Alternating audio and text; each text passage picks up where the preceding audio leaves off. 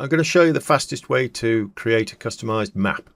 Now, we've selected the map type, which is the postcode area map. We go up here to territories, click on that, and the very fastest way of doing it is with a spreadsheet. So add a territory or import a spreadsheet, get your spreadsheet, drop it on there.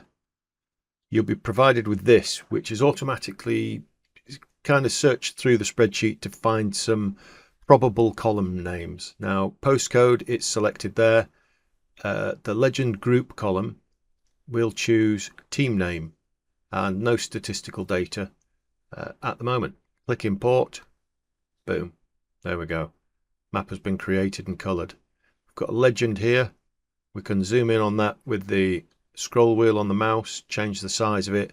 If we want to change the order of these, we can do that by dragging them like so. If we want to change the color, we can click on that, change the color, apply, and that'll change the colors. So that is the very fastest way of creating a map. If you want to add an extra territory, say we'll add territory 5, it automatically assigns it a color. We'll choose a different color. We'll choose that. Apply appearance. Nowhere's colored in that color yet. We'll just make the key a bit bigger. We click on it and then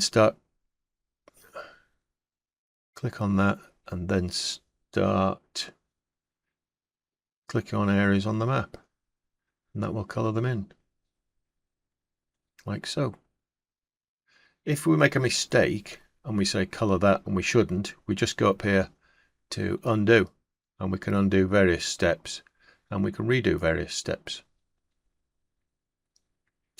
And that's about it for creating a very basic map.